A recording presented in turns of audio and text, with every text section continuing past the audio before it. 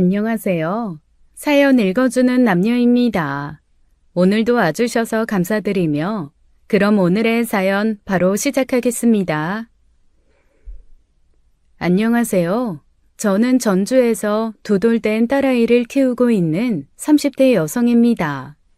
2년 만에 파경을 맞은 이유는 남편의 바람도 도박도 아니었어요. 주변엔 저처럼 기가 막힌 이유로 이혼한 사람이 없다 보니 다들 어디 사연이라도 올려보라고 하더라고요. 남편은 요즘 남자들 치곤 다소 가부장적인 면모가 있는 사람이었습니다. 대학 들어가기 전까지 자기 손으로 라면 한번 끓여 먹어본 적 없다는 이야기를 자랑스레 하던 사람이었죠. 그게 왜 놀랄 일인지 인지조차 못하는 모습에 우리 연애는 시작도 전에 끝날 뻔했어요. 잘 되어가던 와중 제가 인연이 아닌 것 같다며 거절하자 끈질기게 들러붙어 진짜 이유가 뭐냐고 따지더라고요. 지영아, 아무래도 이해가 안 돼서 그래. 지난주까지만 해도 올여름에 부산 놀러 가자고 하더니 갑자기 인연이 아닌 것 같다며 연락하지 말자는데 너 같으면 납득하겠어? 말 그대로야. 내 생각에 너랑 나는 안 맞는 것 같아서 애둘러 그렇게 말한 건데 내가 너를 이해시켜야 돼? 헤어질 땐 헤어지더라도 제대로 된 이유는 알아야겠어. 잘못한 게 있으면 내가 고칠 수도 있는 건데 무작정 그렇게 이별부터 말하는 건 나에 대한 예의가 아니라고 생각하지 않아? 헤어지다니? 우리가 제대로 사귄 것도 아닌데 무슨 소리야. 그냥 말하기 불편해서 말 안 한 거야. 눈치껏 그냥 내가 별로였구나 하고 끝내면 되지. 사람 불편하게 이렇게 해야겠어? 난 제대로 된 이유를 알아야겠어. 네 말대로 우리가 제대로 사귄 것도 아니라면 시작도 하기 전에 헤어진 이유를 말이야. 그때 남편은 너무 단호해서 한편으로는 무섭기도 했어요. 제대로 이유를 듣지 않으면 그 이유를 알게 될 때까지 괴롭힐 것 같았죠. 아무리 이유가 있다 한들 누가 남한테 싫은 소리 하고 싶겠어요. 서로서로 눈치껏 이야기하지 않고 넘어갈 수도 있는 이야기를 하려니 남아있던 정까지도 떨어지더라고요. 솔직히 말하면 너랑 만나봤자 결혼도 안 할 건데 왜 만나야 하지 싶어서 마음이 식은 거야. 결혼도 안 할 거라니. 사람 일이 어떻게 될 줄 알고 그걸 단정해? 딱 봐도 각이 나오잖아. 결혼은 무슨 결혼? 나 너랑 결혼 안 할 거야. 하고 싶지도 않고.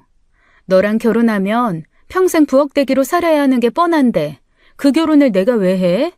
우리 엄마 아빠는 귀하게 키운 딸 남의 집 식모로 보내야 하는데 우린 부모님은 또 무슨 죄고. 뭐? 그게 무슨 말이야? 부엌대기라니, 식모라니. 네가 그랬잖아. 여자는 결혼에 살림하며 애만 잘 키우면 자기 목 다 하는 거라고. 너는 라면도 자취하고 처음 끓여 먹어보고 지금도 밥 말고는 할 줄 아는 게 없어서 어머님이 해서 냉장고에 넣어주시는 반찬이나 꺼내 먹고 산다며. 너랑 결혼하면 평생 내가 삼시세끼 차려내야 하는 게 뻔한데 내가 뭐하러 너랑 결혼해? 결혼할 사람도 아닌데 시간 아깝게 연애는 왜 하고. 아니, 그게 뭐가? 그때 남편은 진심으로 당황해했습니다. 그게 남편한테는 너무나 당연한 일이었거든요. 남자는 밖에서 돈을 벌어오고 여자는 집안 살림을 도맡아 애를 키우는 거요. 그렇게 살아 잘 사는 부부도 많겠죠. 하지만 저는 요즘엔 부부의 역할이라는 게 그렇게 딱딱 나눌 수 있는 문제가 아니라고 생각한 거예요. 무엇보다도 저는 일 욕심이 있는 터라 결혼 후 가능할 때까지는 쭉 일하고 싶은 사람이지 집에서 살림만 하고 싶은 사람은 아니었거든요. 그런데 알아가는 과정에서 파악한 남편의 성향이 딱 그 6, 70년대 가장 같은 마인드라 안 맞겠다 싶었던 거예요. 이제 됐지? 나는 너랑 안 맞는 것 같으니까 잘 맞을 것 같은 여자 만나. 나이 적은 거 아니니까 처음부터 네가 어떤 사람인지 제대로 이야기하고. 지영아! 그렇게 이별 아닌 이별을 하고 지내던 어느 날이었습니다. 퇴근하고 집에 돌아오니 그 사람이 집 앞에서 기다리고 있었던 거예요. 며칠 새 다소 수척해진 모습으로 나타나 이야기 좀 하자는데 얼굴이 너무 안 좋아서 거절하기 힘들더라고요. 그래서 아파트 단지 내 벤치에 앉아 이야기를 하게 되었죠. 그때 남편은 한참 머뭇거리다 제게 입을 열었어요. 지영아, 나는 아무리 생각해도 어떻게 해야 하는 건지 모르겠어. 내가 뭘 어떻게 해야 하는지 알려주면 안 돼? 친구들한테 물어봐도 알긴 알 것 같은데 잘 모르겠어서 그래. 구영아, 너는 평생을 그렇게 살았는데 뭘 하려고 해. 그냥 살던 대로 사는 게 편하지. 그냥 살던 대로 살면 너를 다시 잡을 수가 없잖아. 나한테 한 번만 기회를 주라. 뭐든지 할게. 나는 그게 우리가 헤어질 정도, 아니, 사귈 수 없을 정도의 문제라고 생각하지도 못했어. 남자는 가장으로서 돈을 잘 벌어오면 되는 거고, 여자는 남편 내조하며 집에서 아이를 잘 키우면 되는 게 전부라고 생각했으니까. 나는 사람이 그렇게 쉽게 변한다고 생각하지 않아. 반대로 생각해도 그렇잖아. 나보고 네가 살던 대로 살라고 하면 절대 못 살아. 그러고 싶지도 않고. 그러니까 그냥 너랑 잘 맞는 사람을 찾아. 그게 제일이라니까. 생각 많이 했어. 그냥 하는 소리도 아니고, 정말 나 진심으로 묻는 거야. 지금까지 내가 이렇게 생각을 바꿔야겠다고 마음 먹게 된 여자도 네가 처음이야. 제발 기회 좀 주라, 어? 그때 남편은 진심 어린 호소를 했었어요. 솔직히 기대가 없었던 저는 일부러 무리한 조건을 걸었습니다. 라면 말고는 주방에서 해본 일이 없다던 남편에게 한식 조리사 자격증을 따면 사귀어주겠다고 한 거예요. 솔직히 칼도 한번 잡아본 적 없다는 남자가 그렇게까지 할까 싶어서 그냥 던진 말이었죠. 그런데 남편은 한식 자격증을 따오더라고요. 딱 1년만 다른 남자 만나지 말고 기다려달라는 간곡한 부탁에 그 마음만큼은 대단하다 싶어 수락한 것이었습니다. 그런데 1년 만에 자기 집에 초대하더니 7점판과 잡채, 된장찌개를 곁들인 한 상을 준비해 놓은 거예요. 설마 이거 다 네가 한 거야? 그럼 내가 했지 누가 했겠어. 뭐 우렁각시라도 있을까봐? 내가 뭘 했어. 할 수 있다고 했잖아. 나 한식 조리 기능사 땄어. 너가 원하면 중식, 양식도 딸 수 있어. 저는 깔끔한 길이로 썰어진 7점판 야채들을 보면서 그 남자를 다시 봤어요. 설마 하니 그걸 해낼까 싶었거든요. 1년 뒤에 해봤는데 안 됐다 변명이나 할 줄 알았는데 하면 되는 사람이구나 싶어 사귀게 되었죠. 확실히 조리 기능사를 딴 후로는 요리에 재미를 붙였는지 종종 맛있는 요리를 많이 해줬었습니다. 가끔 가다 여자가 라며 편협한 생각으로 꺼낸 말이 나오기도 했지만 그때마다 지적하면 고쳐보려고 노력하고요. 사람이 어떻게 한순간에 바뀌겠어요. 그 노력이 가상해서 좋게 봐준 것이죠. 그런데 결혼을 하고 나니 남편이 왜 그런 생각으로 자랐는지 알겠더라고요. 시아버지가 정말 가부장의 끝판왕이었습니다. 물 한 잔도 자기 손으로 떠다 먹지 않고 식사 끝날 때쯤 되면 시어머니께서 눈치껏 물잔을 대령했어요. 먹은 그릇 그대로 두는 것은 예산일이고 생선 요리를 먹으면 입에서 나온 가시는 식탁 위에 그대로 얹어 쌓아두는 분이셨죠. 저희 아버지도 옛날 분이시긴 하지만 청소기 미는 거나 쓰레기 처리 같은 건 본인이 하셨었어요. 요리는 못해도 설거지는 해주시려고 노력하는 모습을 보고 자란 저에게는 거의 문화 충격이었죠. 시어머니께서 고생 꽤나 하셨겠다 싶은 것을 넘어 가끔은 왜 저러고 사시지 답답할 정도였어요. 식혜는 못했어요. 날이 덥고 너무 힘들어서. 날이 덥기는 선풍기 들고 종일 집에만 있는 여자가 덥긴 뭐가 더워. 밖에 나가봐. 땀 뻘뻘 흘리면서 등 허리가 다 젖도록 일하는 사람이 천진데 배부른 소리 하고 있어. 집에서 편하게 앉아만 있는 여자가 식혜 좀 해달라는데 그것도 못해? 이걸 보고 며느리가 뭘 배우겠어? 한여름에 엿기름 불려내고 전기밥솥도 아니고 불 앞에서 압력밥솥으로 식혜를 만들라고 하더라고요. 어머님 내공으로야 시골도 아니고 식혜 정도는 별것도 아니었지만 그때 어머님 몸이 별로 좋지 않으셨어요.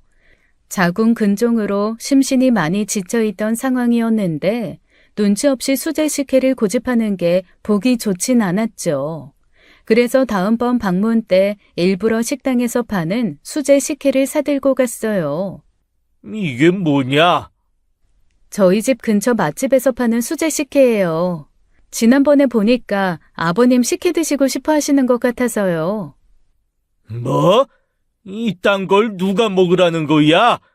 파는 건 방부제, 설탕 덩어리인 거 몰라? 집에서 만드는 거나 식당에서 만드는 거나 똑같은 엿기름 내서 설탕도 넣고 만드는 거예요. 아버님 식혜 만들어 보셨어요? 식혜 만드는 거 보시면 절대 그런 소리 못 하실 텐데. 이래서 윗물이 맑아야 아랫물이 맑다고 했지. 당신이 게으름을 피우니까 며느리라는 것도 잔머리를 쓰잖아. 그런 소리를 듣고 마음이 쓰였으면 손수 식혜를 해오지는 못할 망정. 뭐? 사와? 이게 진짜... 시아버지는 갑자기 분을 참지 못하고 제가 사온 식혜를 그대로 싱크대에 다 부어버리셨어요. 그걸 보고 어찌나 충격을 받았는지 기가 막혀 한마디도 하지 못했죠. 옆에 있던 시어머니는 불편한 표정으로 지켜만 보고 있고요. 시아버지가 식혜를 전부 털어내고 빈병을 신경질적으로 집어던지고 가버리자 시어머니가 얼른 그 병을 주워들며 저에게 얼른 집에 가라고 하시더라고요. 같이 저녁 먹기로 해서 어머님이 힘들게 하신 음식이 있었는데 그걸 급하게 싸주시면서요. 어차피 네 시아버지 저 기분으로 나와서 먹지도 않을 거야. 그러니까 집에 가서 챙겨 먹어라. 너 동태전 좋아하길래 넉넉하게 했어. 냉동실에다가 올려놓고 먹고 싶을 때마다 해동해서 먹으면 된다. 그냥 같이 먹어요, 어머니. 아버님 두고 저희끼리 먹으면 되잖아요. 아유, 아니야. 그냥 가. 어머니께서는 생각만 해도 진절머리 난다는 듯 고개를 내저으며 저희 부부를 보내셨습니다. 그 과정에서 남편은 한마디도 하지 않고 소파에 앉아 남일처럼 쳐다보고만 있었어요. 이건 아니다 싶어 돌아오는 길에 속상한 마음에 한마디 했죠. 아버님 해도 너무하신다. 어머니 고생하시는 건 전혀 보이지도 않으신가 봐. 아파서 그러신 걸 아시면서 배려 한 번을 안 해주시고 어머님은 대체 왜 같이 사시는 거야? 우리 엄마 같았으면 내가 진작 이혼시켰어. 뭐? 그럼 우리 아버지도 이혼 당해야 한다는 말이야? 솔직히 어머님이 이혼하자고 하셔도 아버님은 할 말이 없지. 우리 아빠 고생 많이 했어. 가장이라고 엄마 바깥일 한 번도 시킨 적 없고 그저 집에서 살림만 하게 하려고 불철주야 평생을 3교대 일 하셨다고. 모르지. 어머님은 밖에서 일하고 싶으셨을지. 지난번에 여쭤보니까 어머니 뜨개방 다니는 거 좋아하셨다던데 그것도 못 나가게 하셨다며 아버님께서. 그거야 아빠 점심 때문에 그랬지. 그것도 그래. 다 차려진 음식 앉아서 밥 푸고 국 데워서 드시면 될걸. 굳이 어머님 앉혀두고 드시려고 하잖아. 그러니까 어머님은 아파서 식사 안 하시는데도 아버님 밥 먹는 거 쳐다만 보고 있으시고. 그게 뭐야? 지영아, 집집마다 가풍이 다 다른 거야. 우리 집은 우리 집만의 가풍이 있고 너희 집은 너희 집만의 가풍이 있는 거지. 그걸 두고 옳고 그름을 따지면서 시아버지 이혼 당해야 한다고 하는 게 말이 돼? 악법도 법이라 이거구나. 난 악법은 따를 생각 없으니까 알아서 처신해. 그 일로 약간 다투고 며칠 냉전을 보내기도 했죠. 달라진 사회 분위기 속에서 자란 남편이 시아버지만큼은 아니니 다행이었어요.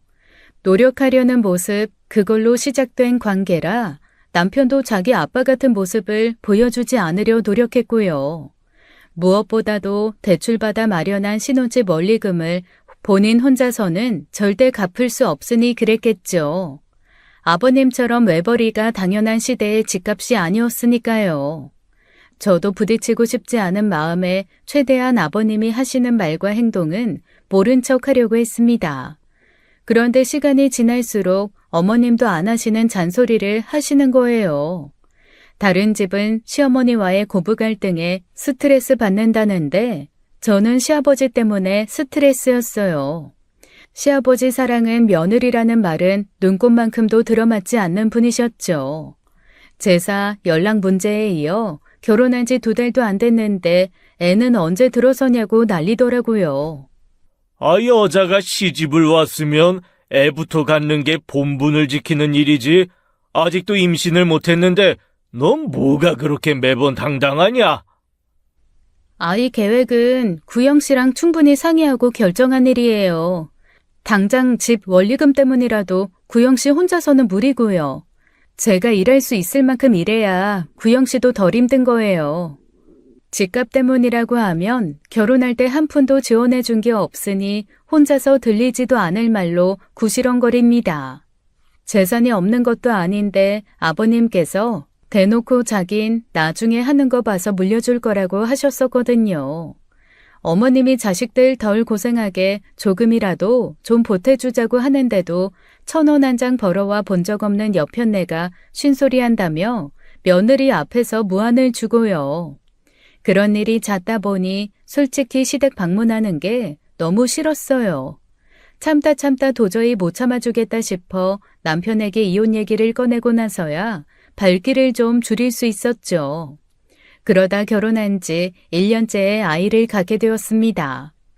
처음 임신 사실을 알렸을 때 아버님께서 처음 한 소리가 이거였어요. 아들이냐? 아직 모르죠. 아들이어야 할 거다. 첫애는 자고로 아들이어야지. 애초에 시아버님 캐릭터가 있으니 장손 원하신다는 건 예상했지만 그게 겪어보지 않으면 또 대단한 스트레스더라고요. 갈 때마다 아들이냐 딸이냐 묻는 게 인사였으니 첫 손주가 딸이라는 소식에 얼마나 실망하셨겠어요. 대놓고 언짢다는 기색을 내비치며 첫애가 나오지도 않았는데 너무 터울지지 않게 바로 둘째 가지라는 말씀도 하셨죠. 아버님, 좀 서운해요. 그래도 첫 손주인데 딸이라는 이유로 별로 반기지도 않으시고. 그러게 누가 딸 가지래? 아들이 먼저 태어나야 집안의 기둥이 먼저 서는 거야. 봐라, 우리 집도 구영이 먼저 태어나니 태연이 그게 오빠 말도 잘 듣고 집안 서열이 바로 서지. 저희 집에선 제가 첫째인데 저희 집 분위기 좋아요. 제 남동생도 저 잘 따르고 지금 대기업 다니면서 잘 살고요. 그렇게 말 한마디를 안 지고 하고 싶은 말 다 하는 게 제가 그 집에서 버티는 방법이었습니다. 그렇게라도 하지 않으면 일절 시댁 방문을 하지 않겠다고 하니 남편도 어쩔 수 없이 눈 감아 주었어요. 시어머니도 별말 없으셨고 제가 그렇게 나서서 싫어하는 건 오직 아버님 뿐이었습니다. 네 시아버지 하는 말 신경 쓰지 마. 아들이든 딸이든 그저 건강하게 잘 키우면 되니까. 너 몸조리나 잘해. 먹고 싶은 거 있으면 구영이한테 뭐든 사다 달라고 하고. 이참에 부려먹는 거야. 아버님 하시는 거 보니까 어머님은 뭐 부려먹지도 못하셨겠는데요, 뭐. 나야 뭐 그땐 다 그러고 살았으니까. 얼마나 좋은 세상이니. 구영이도 보고 자란 게 있어서 네 시아버지 같으면 어쩌나 걱정했는데 그래도 너 만나서 많이 변한 것 같아서 다행이다 싶어. 적어도 제 아버지 같은 이유로 와이프 고생시킬 일은 없을 테니까. 어머님한테만 드리는 말씀인데 사실 구영 씨도 멀긴 멀었어요. 이래서 보고 자란 게 중요하긴 한가 봐요. 그래도 많이 노력하려고 하고 저희 애가 또 딸이라고 하니까 더 안 그러려고 해서 다행이다 싶어요. 그래, 정말 우리 아들은 너 만나서 참 다행이야. 애도 꼭 너처럼 하고 싶은 말 다 하고 살게 키워라. 나는 내 딸을 그렇게 못 키워서 지금도 그게 한이야. 태연이 저거 지 아빠가 한마디 하면 마음속에 그걸 다 담아두고 살아서 그런지 단단한 돌이 됐더라. 그러니 지금도 부녀 사이가 저 모양이지. 시어머니께서는 본인이 그렇게 살아온 세월 때문에 아가씨가 고통받는 것 같아 미안해하셨어요. 어떻게 저렇게 여리신 분이 아버님 같은 분과 살았을까 싶다가도 저렇게 마음이 약하니 아버님을 다 받아주고 사셨구나 싶었죠.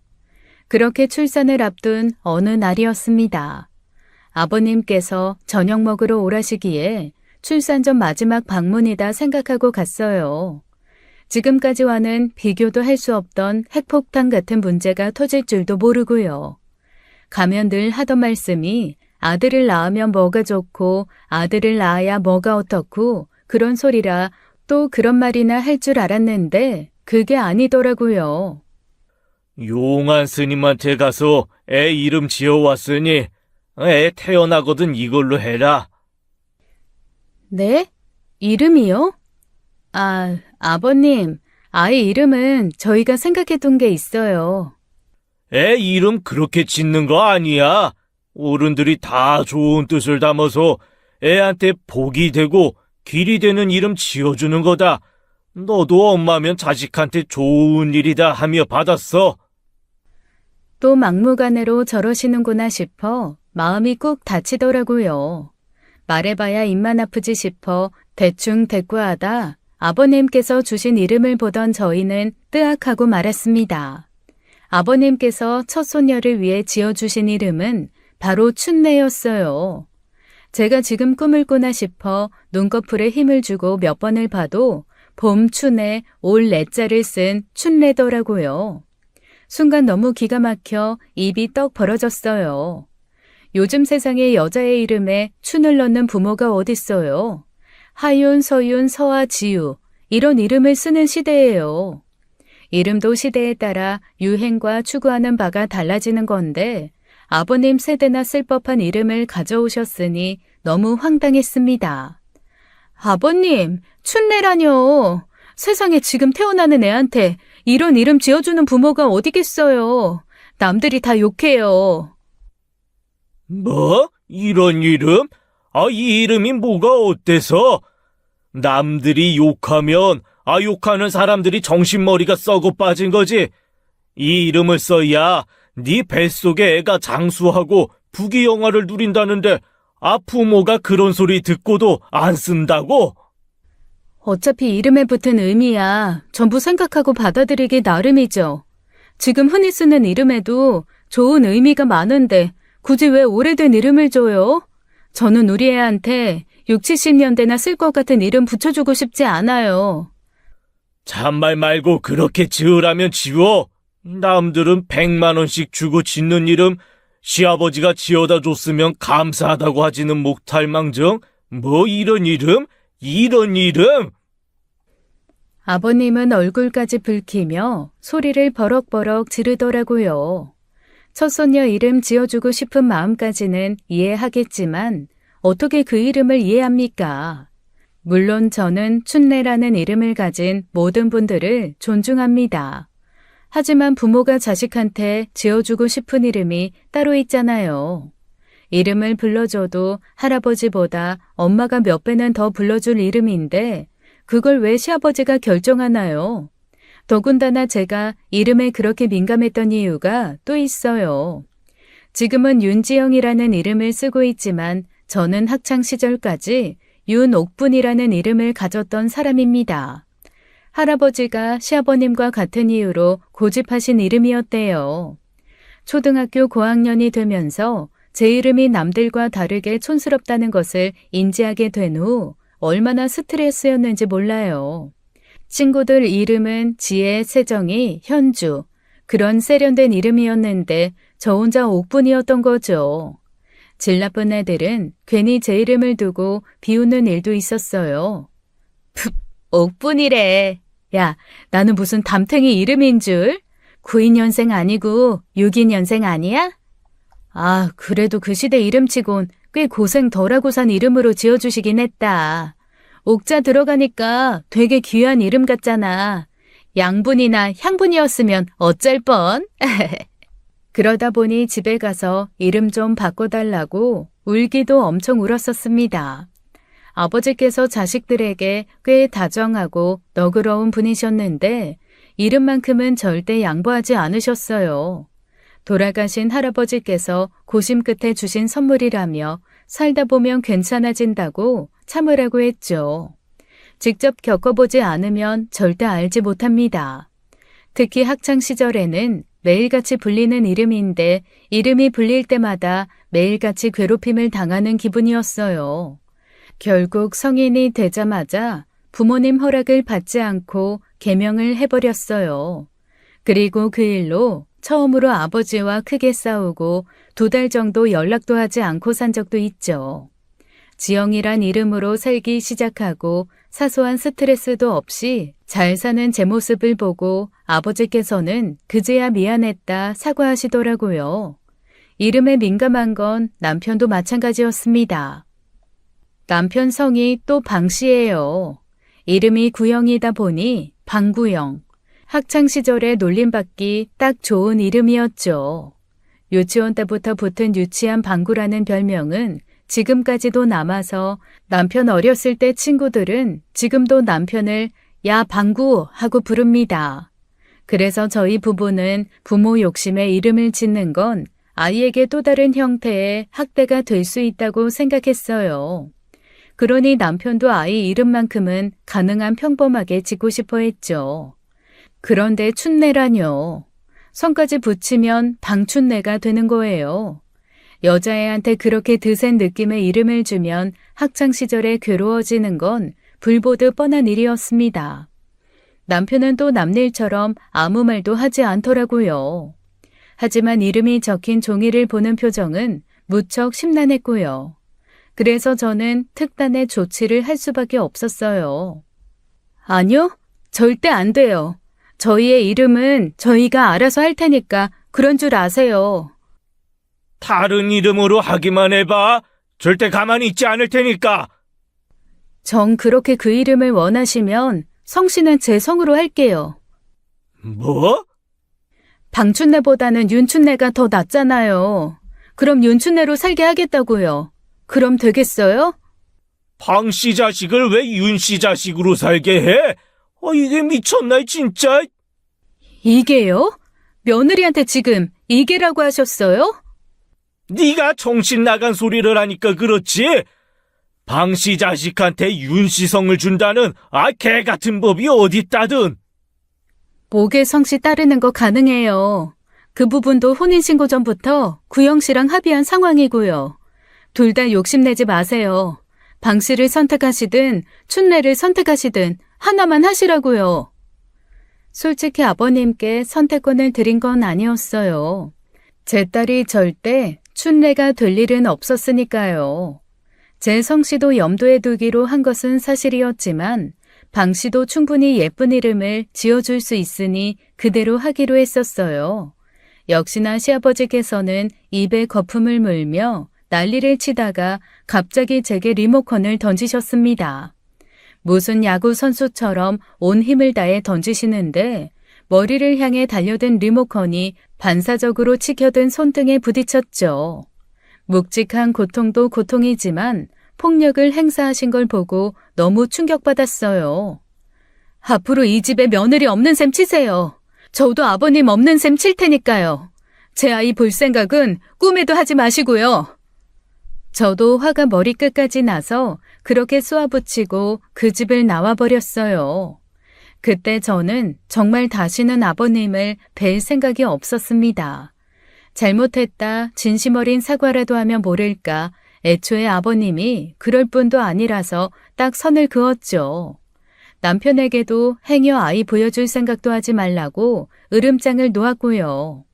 배불러 욱신거리는 손등을 부여잡고 있는 임산부인 제게 남편이 뭐라고 하겠어요.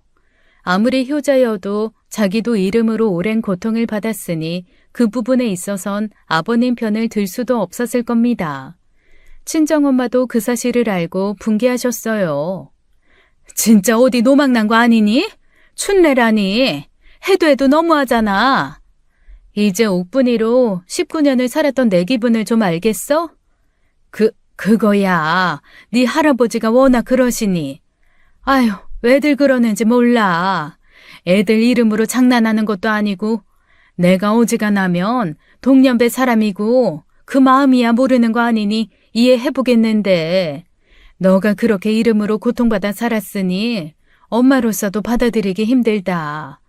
게다가 춘내?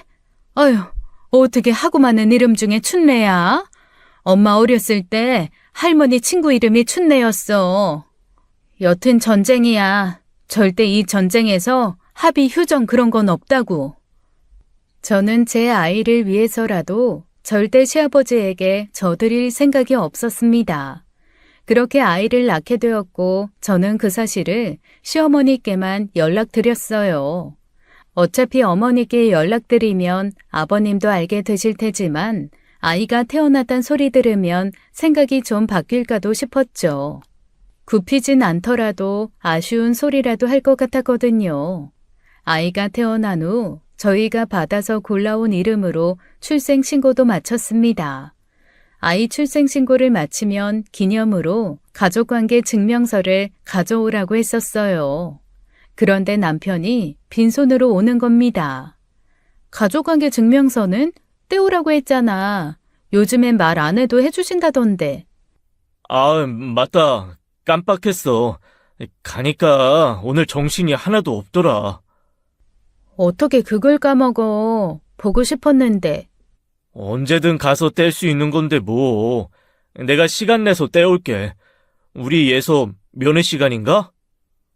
그때 어물쩍 넘어가는 남편을 이상하다고 생각하지 못했습니다. 회음부 절개와 자궁 수축으로 컨디션이 좋지 않아서 그런데 깊은 의미를 부여할 정신도 없었어요. 겨우 정신 차리고 면회 시간 맞춰 애 만나고 돌아오면 하루가 다 가는 때였죠. 조리원에서 지내던 어느 날이었어요. 그곳 산후 관리를 받게 되었는데 마사지를 해주시던 분이 문득 그러시는 거예요. 근데 아이 이름을 되게 특이하게 지으셨던데 이유가 있으세요? 애 이름이요? 아니요. 저는 가급적 평범하게 짓는다고 지었는데 특이하던가요? 아빠 성이 특이해서 그렇게 보일 수도 있겠네요. 보통 요즘 엄마들 이름 빤하게 짓는데 오히려 독특하다 싶기도 하더라고요. 저는 그때까지만 해도 그분이 하시는 말씀이 무슨 말씀인지 몰랐어요. 평범하게 짓는다고 한 건데도 방씨라 그렇게 느껴지나 괜히 더 쉬운 이름으로 할 걸 그랬나 그랬죠. 그런데 그분이 뒤이어 하시는 말씀에 정신이 번쩍 들더라고요. 춘내라는 이름이 요즘 애들 같지 않아서 그냥 물어본 거니까 개념치 마세요, 산모님. 네? 춘내요? 에? 그게 무슨 말씀이세요? 우리 애 예서예요. 박예서. 저는 춘내라고 들어서. 순간 눈앞이 새까매지는데 순식간에 온몸에 피가 끓는 것 같았습니다. 전몸살로 고통스러웠던 간밤의 기억은 온데간데 없어질 정도였어요. 불이 나게 마사지실을 나와 데스크를 찾아 물었습니다. 그런데 그곳 조무사들이 제 눈치를 슬금슬금 보더니만 그중 한 사람이 그러는 거예요. 아버님께서 절대 말씀드리지 말라고 신신당부하셔서. 그게 무슨 말씀이세요? 저희가 확인한 가족관계 증명서에는 이름이 박예서가 아니라 방춘래라고 되어 있더라고요. 같은 아이 맞는데 출생신고하면서 문제가 좀 있었다고. 아이 엄마한테 이름만 좀 비밀로 해달라고 직접 이야기하시겠다고 하셔서. 청천벽력 같은 소리라는 말이 딱 맞아 떨어지는 말이었습니다. 머리 위로 벼락이 떨어지는 것 같았어요. 뒤늦게 핸드폰으로 온라인 사이트에 들어가 확인해 보니 정말로 제 딸이 방춘래로 신고되어 있는 겁니다. 기가 막혀 말도 안 나오고 그때는 화도 안 나더라고요. 어처구니가 없어서 웃음만 나오고요. 당장 남편을 불러다 어떻게 된 일인지 묻자 남편은 올게 왔다는 얼굴로 소파에서 뒷머리만 박박 문대더라고요. 아이씨, 나도 어쩔 수 없었어. 아버지가 출례로 안 지으면 재산 상속도 없을 거라고 했단 말이야. 뭐? 지금 그게 말이 된다고 생각해? 그깟 돈 몇 푼 받겠다고 애 이름을 아버님 뜻대로 하게 뒀단 말이야? 돈 몇 푼이라니. 우리 매달 원리금만 해도 얼마고, 당신도 다시 복귀할 때까지 빠듯하잖아. 장모님이 애 봐주시면 아무리 장모님이라도 애 봐드리는 돈도 드려야 하고, 이제 하나부터 열까지 돈인데.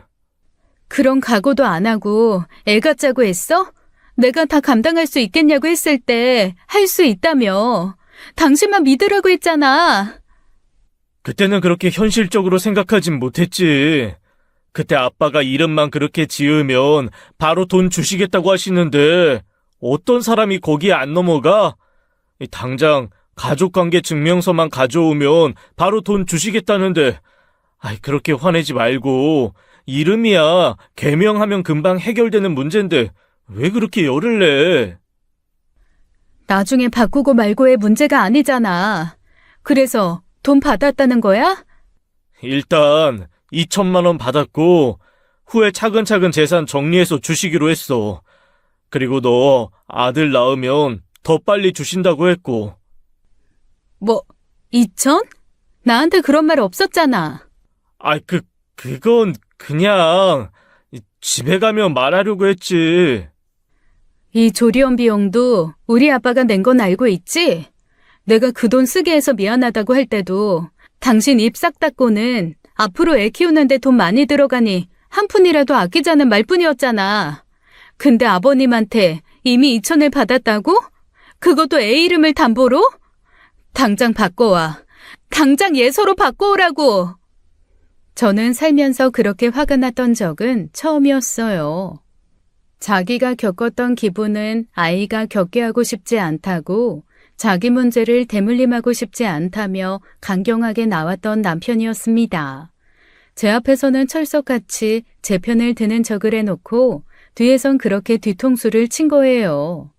불같이 화를 내는 제게 남편은 저를 설득하려 하더라고요. 지영아, 무작정 화낼 일만도 아니야. 아직 자기 이름이 신데렐라인지 출레인지 구분도 못하는 애야. 일단 그대로 두고 아버지 돌아가시면 이름 바꾸면 되잖아. 아버님 지금 58이야. 당신 아버지가 무슨 98인 줄 알아? 언제 가실 줄 알고 아버님 비위 맞춰서 애 이름을 지어? 그리고 지금 자식이 할 소리니 그게? 당신이 그러고도 예서 아빠라고 할 수 있어? 당신이 그러고도 자식이야? 그게 아니라. 당장 정정해와. 아니면 이혼을 하든지. 나 절대 그냥 못 넘어가. 저는 그때 정말로 이혼 결심을 했습니다. 부부간에 이런 일은 절대 있을 수 없는 일이잖아요. 어떻게 출생신고를 두고 아내와 상의도 없이 제멋대로 애 이름을 정할 수가 있나요? 이건 신뢰의 문제였고 미래도 다시 생각해봐야 할 문제라고 생각했어요. 더군다나 다른 문제도 아니고 돈 때문에 애 미래를 결정했으니 아빠로서의 자질도 부족하다는 생각이 들어 이혼해야겠다 싶었습니다. 그 뒤로 남편은 조리원 근처에 얼씬도 못하게 하고 친정엄마 찬스로 조리원을 보냈어요. 시어머니께도 이 사실을 알렸는데 퇴원하던 날 집으로 시어머님과 시고모님이 찾아오셨습니다. 원래는 100일 이전에는 오지 않겠다고 하셨는데 제가 이혼한다는 이야기라니 한달음에 달려오신 것이죠.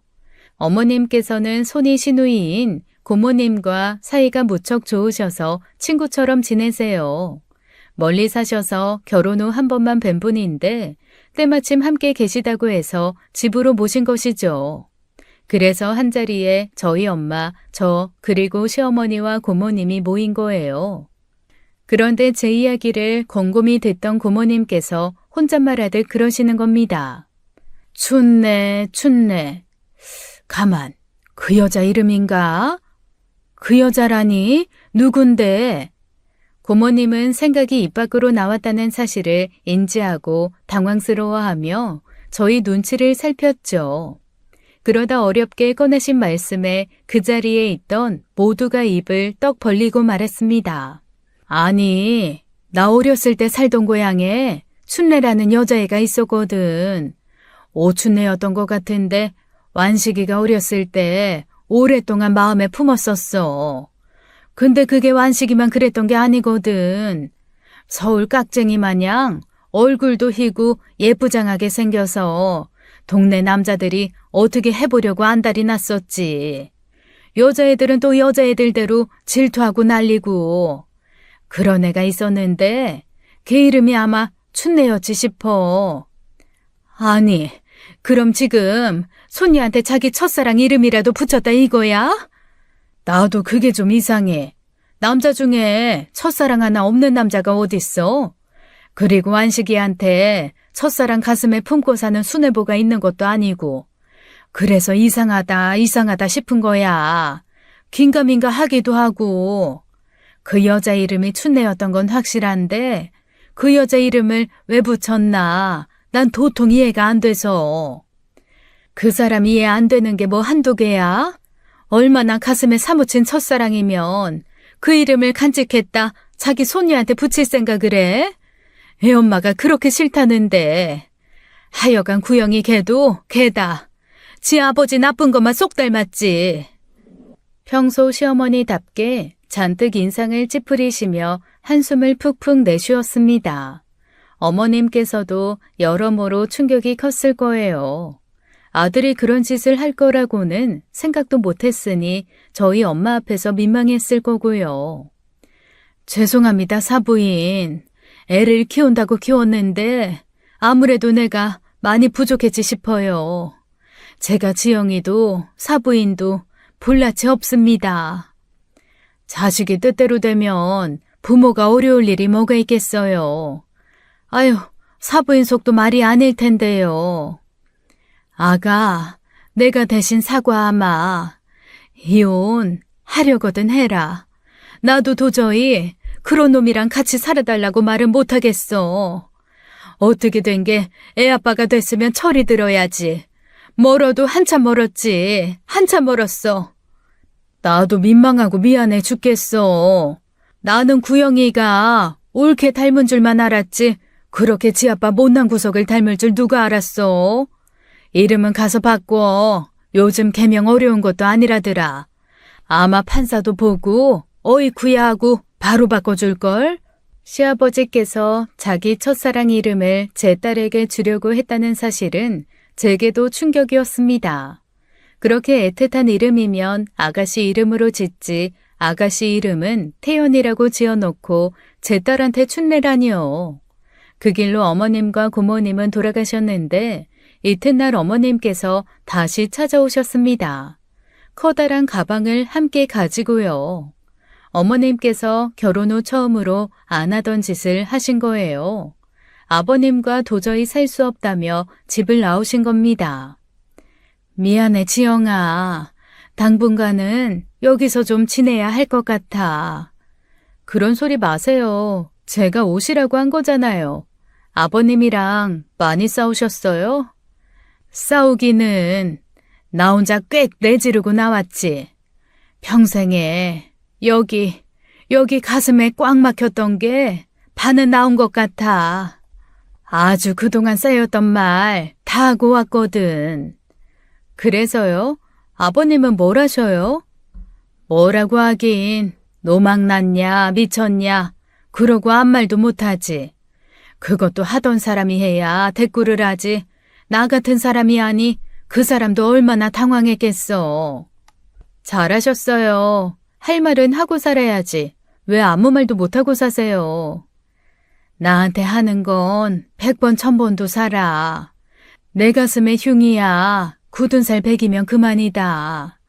근데 너나 예서한테 하는 거 보고 이건 아니지 싶었어. 내가 그렇게 참고만 살아 구영이도 저러고 자라나 싶어서 너한테도 예서한테도 너무 미안해. 어머님은 충분히 최선을 다하신 거예요. 당분간은 걱정하지 말고 저희 엄마랑 같이 지내세요. 육아를 돕기 위해 저희 집에 머물게 된 엄마와 시아버지를 피해 집을 나온 시어머니께서 함께 지내게 되었습니다. 퇴근 후 돌아온 남편은 집에 와 있는 어머님을 보고 당황해 하더라고요. 그런데 뭐 어쩌겠어요. 그 집에 있는 여자 셋이 전부 남편을 도끼 눈을 뜨고 보고 있는 걸요. 개명 신청했어?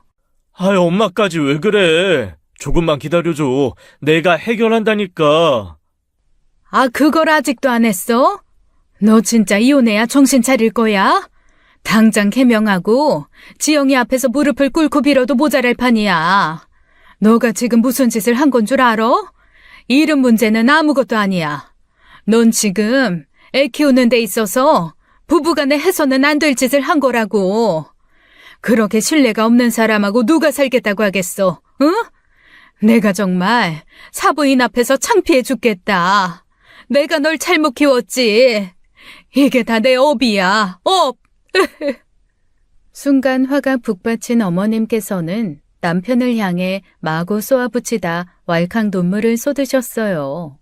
그 모습에 남편도 어쩔 줄을 몰라 하더라고요. 평생 그렇게 아버님께 구박 아닌 구박을 받고 사시면서도 자식 앞에선 절대로 눈물 보이신 적이 없던 분입니다.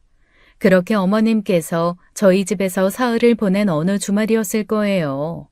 누군가 문을 세차게 두드리는 거예요. 그 바람에 잠이 든 아기가 깰 정도로 느닷없는 벼락 같은 소리였죠. 무슨 난리인가 싶어 나가보니 세상에 다름 아닌 시아버지셨습니다.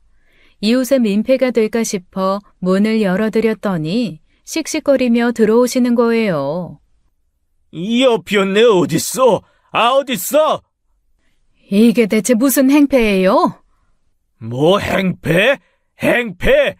지금 하늘 같은 가장한테 행패라고 했어? 어이구, 하늘이 발바닥에 달렸나? 하늘 같은 가장은 무슨? 뭐야? 이 사람이 진짜 미쳤나? 그래요. 나 미쳤어요. 내가 지금 안 미치게 생겼어요? 어쩜 그렇게 음흉하게 아들이랑 짜고서 그런 끔찍한 짓을 하냐고요. 여기 사부인도 계시는데 창피한 줄을 알아요. 세상에 어떤 할아버지가 자기 손녀한테 첫사랑 이름을 붙여요? 아, 첫사랑은 누가 첫사랑이라고 그래?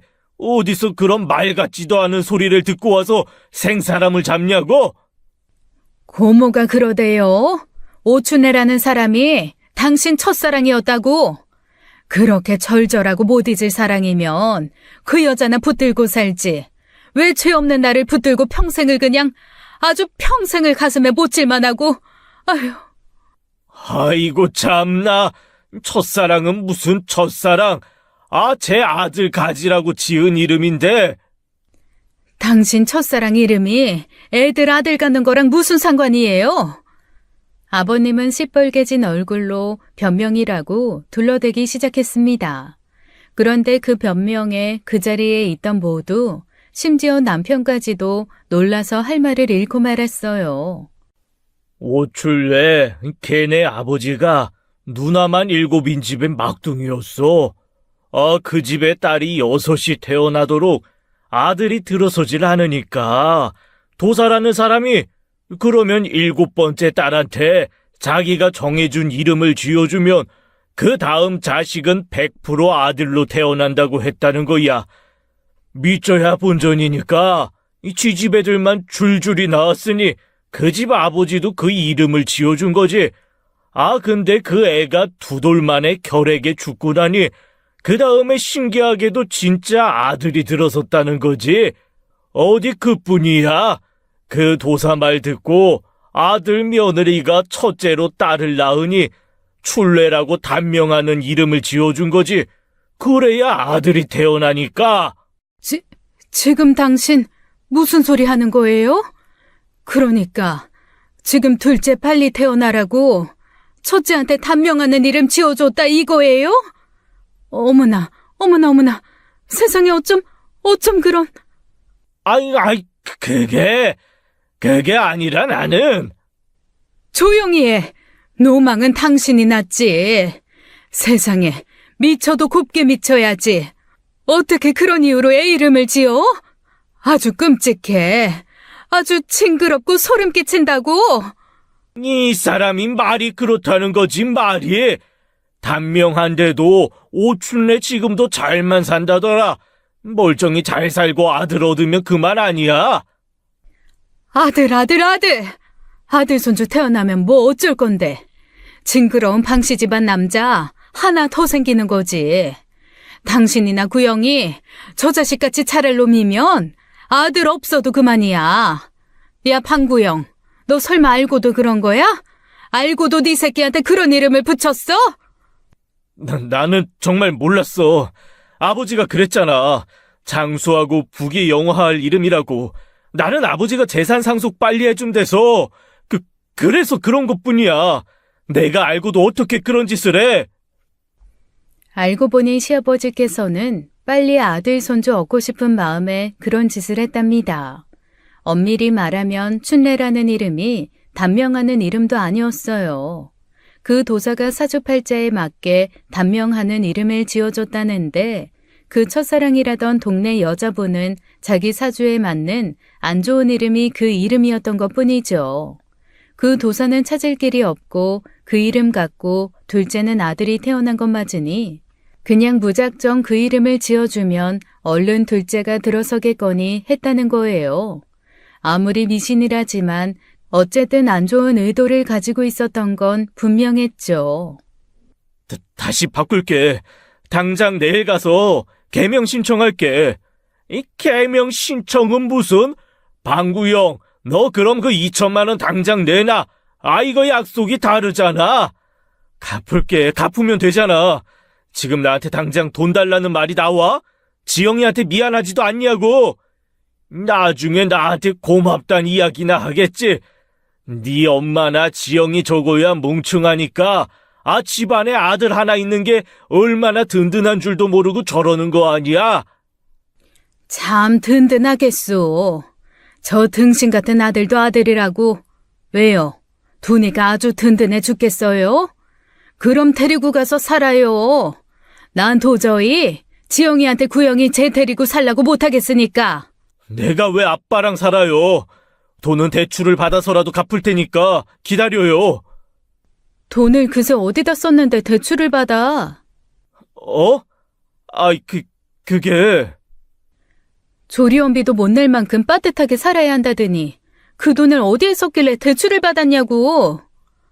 너무 비상식적인 분이시라 아버님 말씀에는 기가 찼지 화가 나진 않았는데 남편한테는 분노가 일더라고요.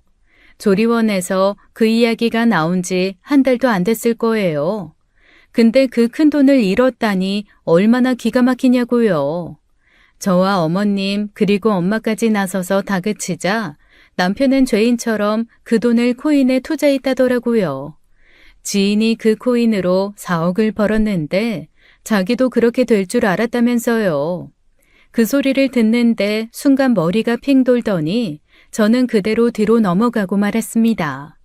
애 낳고 컨디션이 많이 안 좋아진 상황에서 순간적으로 극심한 스트레스를 받으면 그럴 수 있다더라고요. 다행히 실려간 병원 검진 결과 큰 이상은 없었지만 남편과의 관계는 돌이킬 수가 없었어요. 그래서 정신을 차리자마자 엄마한테 그랬어요. 엄마, 나 변호사 좀 알아봐줘. 구영이랑 당장 이혼해야겠어. 엄마는 걱정 말라고 지역에서 가장 유능한 변호사를 구해주겠다고 했죠. 남편은 합의 이혼을 해줄 생각이 없었어요. 저는 합의 이혼이 아니면 소송을 해서라도 기필코 이혼을 하고 싶었던 거고요. 한창 소송이 진행되던 어느 날 어머님께서 오셔서 부탁을 하시더군요. 아가, 나 좀 도와다오. 너도 힘든 거 아는데 지금 내가 너 아니면 도와달라고 할 곳이 없어서 그래. 무슨 일이신데요? 구영 아빠랑 헤어지고 싶은데 이혼을 안 해준다. 나도 너가 하는 그 소송이라는 거 할 수 있어? 그럼요. 할 수 있죠, 어머니. 정말 이혼하시게요? 해야지. 나 이렇게는 도저히 못 살겠다. 그 뒤로 아주 숨이 막혀 못 살겠어. 주변에 물어보니까 이혼하면 내가 못해도 반은 받을 수 있다더라. 돈은 내가 구영아빠한테 돈 받아서 주마. 그러니 제발 도와다오. 어쩌면 어머님은 저보다도 이혼이 절실하셨습니다. 눈물까지 글썽이며 도와달라시는데 어떻게 외면하나요? 제가 미운 건 시아버지와 남편이지 어머님은 아니었으니까요. 그렇게 고부 이혼 소송이 시작된 거예요. 이혼 소송이 시작된 후 아이를 데리고 친정에 와서 지내고 있는데 남편이 찾아와 대뜸 무릎부터 꿇더라고요. 내가 다 잘못했어. 내가 생각이 짧았어, 지영아. 한 번만, 제발 한 번만 기회를 줘. 일어나. 무릎 꿇는다고 달라지는 거 없어. 사람 불편하게 하지 마. 나 한다면 하는 사람인 줄 알잖아. 약속할게. 다시는 이런 일 없을 거야. 차라리 지극한 효심에 그런 짓을 했다고 하면 어떻게 이해라도 해보려고 했을 거야. 근데 코인? 불확실한 미래에 기대보자고 딸 팔아서 장사하고 싶든? 그런 게 아니야. 나도 오죽했으면 그러겠어. 적어도 가장이면 자기 와이프 밖에 나가 일할 필요 없게 돈도 벌어오고 그래야 하는데 집값은 말도 안 되지. 애 분유값에 기저귀 값. 걷기 시작하면 또 한 걸음이 다 돈이라더라. 그래서 막막해서 그랬어, 막막해서. 내가 언제 너보고 외벌이하랬어? 나도 능력 있어. 나도 밖에서 일하고 싶은 여자야. 분명히 말했지? 육아도 함께, 일도 함께, 살림도 함께라고. 왜 우리가 부부로서 상의했던 일은 죄다 아무것도 아닌 일로 만들고 너 혼자 멋대로 그런 결정을 한 거야? 그럼 내가 고마워할 줄 알았어? 감동이라도 할 줄 알았니? 그게... 구영이 넌 다른 것 같지? 아버님이랑 네가 좀 다르다고 생각하지? 뭐? 아니, 너 똑같아. 정도가 좀 덜할 뿐이지 넌 그냥 21세기 버전 아버님일 뿐이야. 변할 수 있을 거라고 생각했겠지만 그게 네 한계라고. 그런데 기회를 달라고? 넌 기회를 얻더라도 다시 똑같은 실수를 할 거야. 너한테는 우리 예서가 1순위가 아니잖아. 돌아가. 이혼 번복할 생각 눈꼽만큼도 없으니까. 매정하게 돌아서는 제 등 뒤에서 남편은 눈물을 쏟았습니다. 한때 사랑하던 사람이니 마음이 불편한 건 어쩔 수 없지만 불편한 마음으로 원치 않는 결혼 생활을 할 순 없잖아요. 시댁 쪽은 양상이 좀 다르긴 했지만 이혼하지 않겠다고 버티는 건 똑같았습니다.